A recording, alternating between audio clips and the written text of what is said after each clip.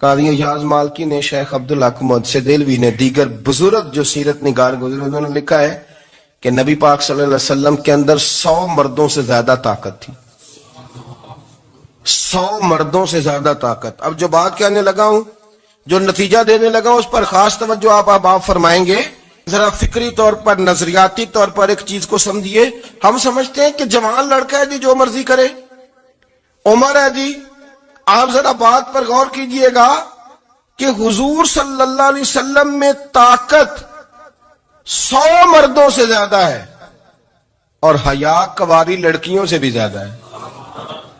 ذرا اس بات کا تقابلی جائزہ کیجئے گا کہ طاقت 100 مرد سے زیادہ ہے لیکن حیا کواری لڑکی سے بھی زیادہ ہے. اس کا معنی یہ ہوا کہ جس ٹہنی کو پھل زیادہ لگ جاتے ہیں وہ جھکا کرتی. تو حیا تو حسن ہے، حیا تو آپ کو پاک صاف کرے گا، حیا تو آپ کو نرالا کرے گا، انوکھا کرے گا.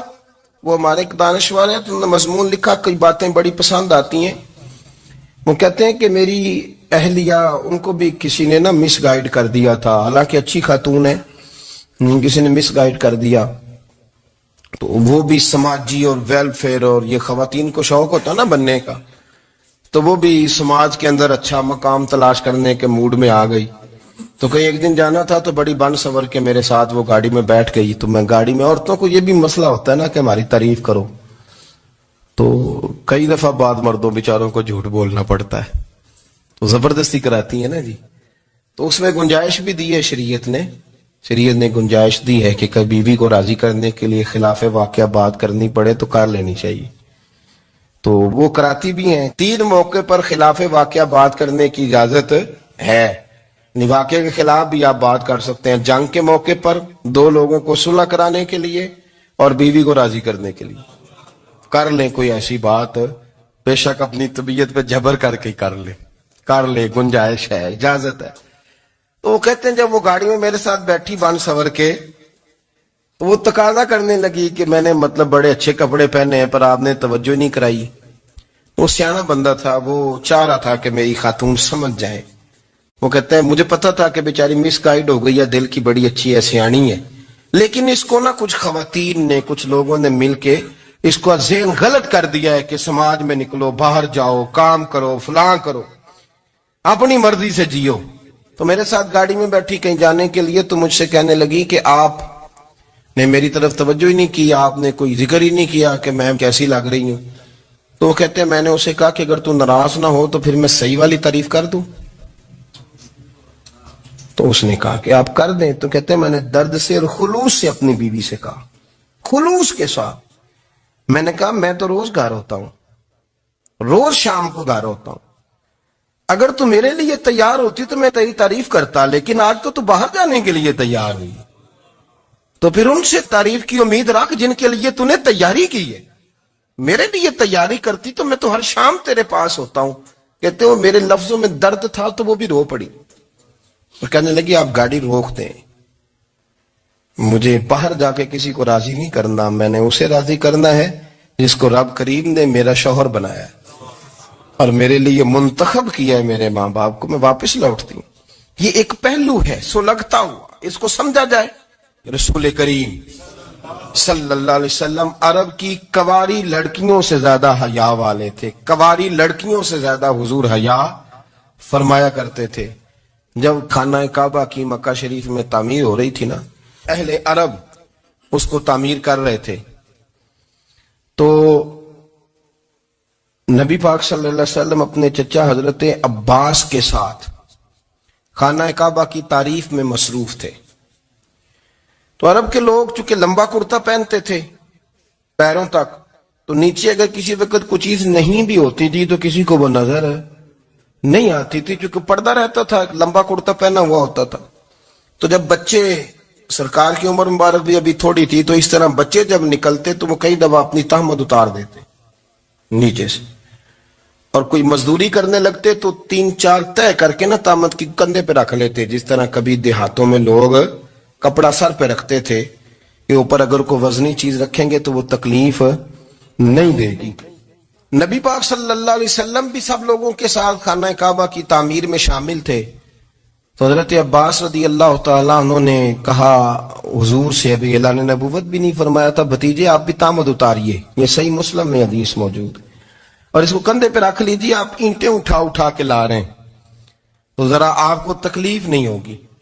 تو سرکار دو عالم صلی اللہ علیہ وسلم سے یہ بات کہی اور پھر جلدی سے حضور کی تہمت کو نکال کے نا، حالانکہ لمبا کرتا پہنا ہوا ہے، تو وہ جیسے ہی ان کے کندھے پہ رکھا اینٹیں رکھنے کے لیے تو سرکار تو زمین پہ گر گئے، بے ہوش ہو گئے، آنکھیں آسمان کی طرف.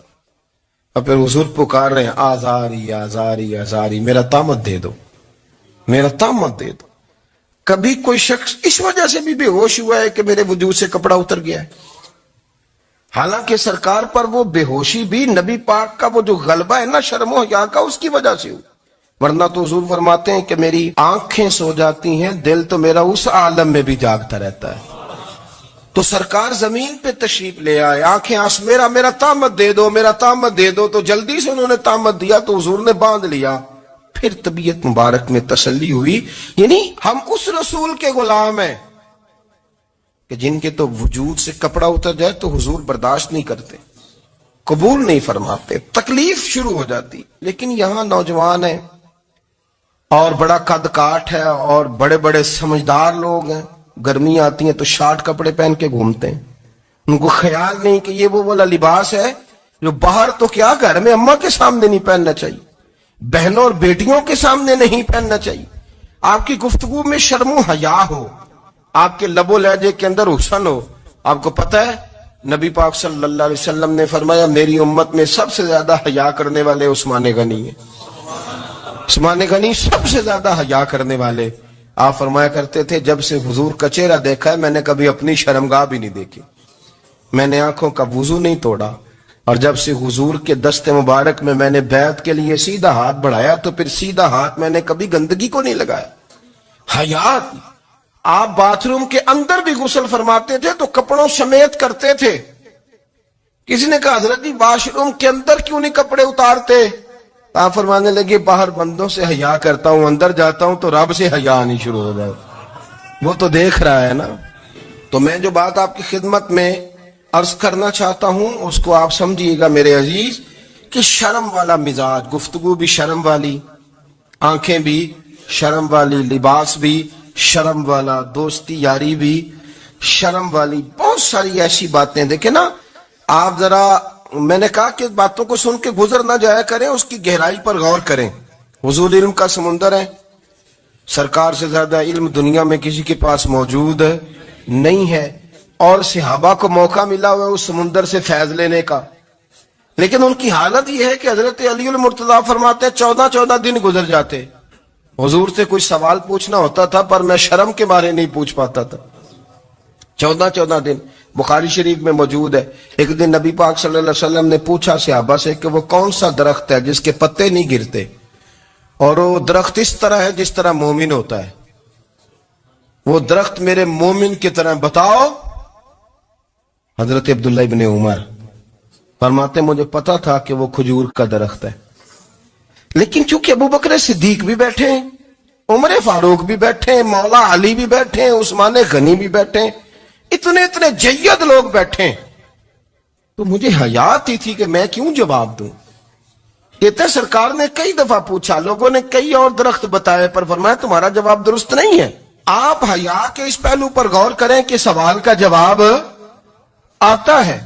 سوال کا جواب، یعنی مجھے سوال کا جواب آتا ہو پھر میں دوں نہ، مجھے بدعزمی نہ ہو جائے گی. یہ کیسے ممکن ہے کہ میری رات گزر جائے، مجھے پتا بھی تھا اور میں نے بتایا نہیں. بہت سارے لوگ آ کے بہت ساری باتیں بتاتے ہیں، بہت ساری باتیں وہ سمجھاتے ہیں، تو ہم غور سے ان کا چہرہ دیکھنے لگ جاتے ہیں، کہتے ہیں یار اس کا تو دعویٰ تھا کہ میں سمجھنے آتا ہوں، تو یہ تو ہمیں سمجھا رہا ہے. چلو الحمدللہ ہم سمجھنے کو تیار ہے. لیکن میرے عزیز پتہ بھی ہے جواب کا، علم بھی ہے، لیکن فرماتے ہیں میری حیا نے مجھے اجازت نہ دی کہ میں جواب دوں. آپ فرماتے ہیں پھر حضور سے صحابہ نے عرض کی کہ یا رسول اللہ آپ ہی بتا دیں وہ درخت کون سا ہے. تو حضور نے فرمایا بھئی وہ کھجور کا درخت ہے. تو آپ فرماتے ہیں میں دل ہی دل میں کہہ رہا تھا کہ الحمدللہ میرا جواب درست ہے.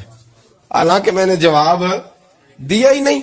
تو لفظوں میں حیا، جملوں میں حیا، آنکھوں میں حیا، اٹھنے میں حیا، بیٹھنے میں حیا، چلنے میں حیا ایک خوبصورت حسن ہے. اور نبی پاک صلی اللہ علیہ وسلم نے فرمایا جب تو بے حیا ہو جائے نا پھر تو آزاد ہے، پھر تو جو مرضی کا، پھر تو جو. اس لیے بزرگ جب کسی کو بے حیا کہتے تھے نا،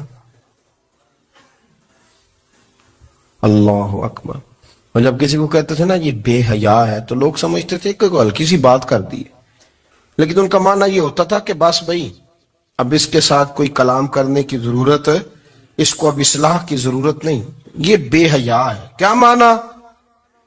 کہ اب یہ جو اس کے دل میں آئے گا وہ کرے گا، جو اس کی طبیعت چاہے گی وہ کرے گا، اب یہ کسی پہلو بھی قابو آنے کو تیار ہے، بے حیا ہو گیا.